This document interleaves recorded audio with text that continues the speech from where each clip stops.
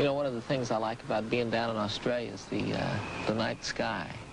I've seen some new things for the first time this trip. I was up late the other night. I saw the Southern Cross when it came up. Really? 4 bright stars. You know, the Australians think so much of the Southern Cross. That's what's on their national flag.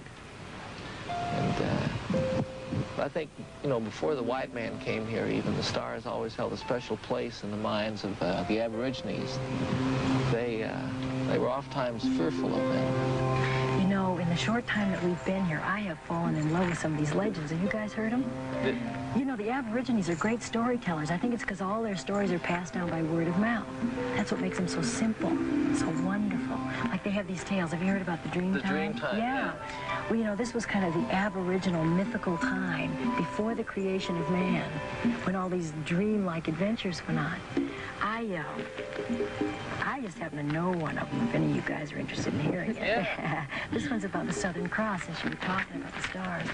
It seems that far back in the dream time, there lived a great chieftain, Malulu. He was the leader of the Konda tribe. And he was blessed with 4 very beautiful daughters, and he was very proud of them. But he had no son to protect them, look after their welfare in this harsh land. And as Malulu grew old, his concern for his daughters began to haunt him. And then one day, when he felt that maybe this was the day that he was going to have to leave this earth and start that long journey up to his new home in the sky, he gathered his daughters around him, and he told them that he was going to die. But he said that with the aid of the night spirit and the great medicine man Konda, that soon they'd be able to meet him, and there they'd be safe from all harm.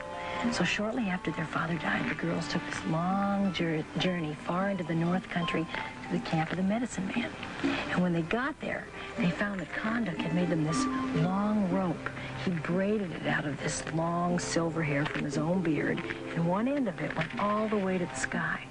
And the girls were just terrified that that was the only way they were going to be able to reach their father. But with the encouragement and the guidance of Konda, they were able to make the climb all the way to the top. And when they got there, they were just delighted that their father was there to meet them. And the 4 daughters became the 4 bright stars of the Southern Cross.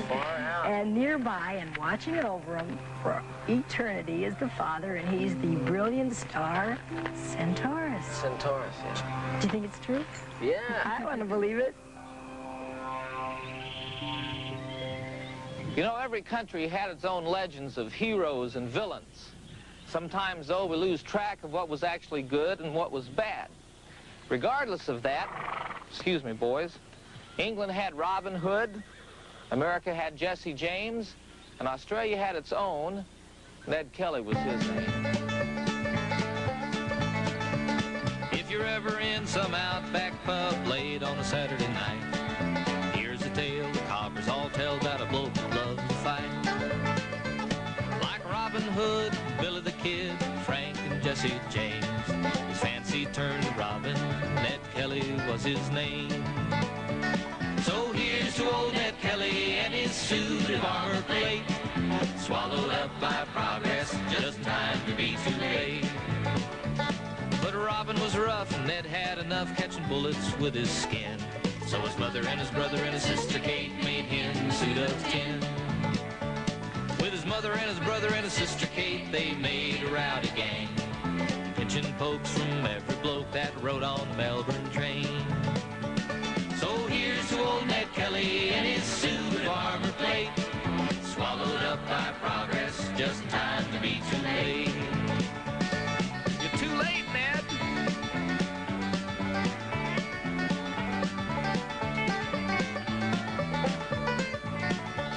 Yes, taken from the rich and given to the poor was old Ned Kelly's game.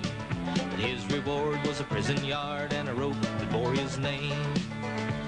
So here's to old Ned Kelly and his suit of armor plate, swallowed up by progress, just in time to be too late. So here's to old Ned Kelly and his suit of armor plate, swallowed up by progress, just in time to be too late.